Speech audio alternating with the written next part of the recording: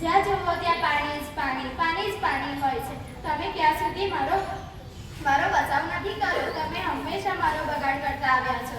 જો તમે આમને મારો બગાડ કરતા રહેશો તો તમારી આવતી પેઢીને તમે પાણી ક્યાંથી લાવી આપશો? આપણી પૃથ્વી પર માત્ર 1% પાણી રહ્યું છે અને તમે તો પણ પાણી બગાડ કરો છો. આપણે પાણીનો બગાડ નહીં, બચાવ કરવો જોઈએ. મારા વગર આ પૃથ્વી પર કોઈ પણ ટકી ન શકે. તે કોઈ પણ હોઈ શકે છે. સમગ્ર જીવન પૃથ્વી પર જ તો ટક્યું છે. બાળકો, તમે, તમારા ઘરના સભ્યો અને તમારા આડોશ પાડોશી, તમે મારો ખૂબ જ બગાડ કરો છો. તે હું જાણું છું.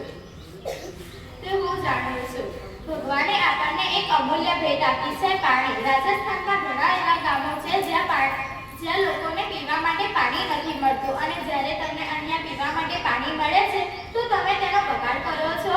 જો તમે આમને આમ તેનો દુરુપયોગ કરશો તો તમે તમારી આવતી પેઢીને પાણી ક્યાંથી આપશો? ક્યાંથી લાવી આપશો તમે તમારી આવતી પેઢીને પાણી? જો આપણે આમને આમ તેનો દુરુપયોગ કરતા રહીશું તો પૃથ્વી પર આપણું જીવન ટકાવી રાખવું ખૂબ જ મુશ્કેલ બનશે. આપણે પાણી બનાવી નથી શકતા, પરંતુ આપણે તેને બચાવી શકીએ છીએ. આપણું એક કાર્ય છે પાણી બચાવવું. એક ટીપું પાણી હજારો જીવન બચાવે છે. તે તમે ક્યારેય નહીં સમજો. જ્યારે તમે એક ટીપા માટે તરસશો ત્યારે જ તમે એની વિશેષતા સમજશો.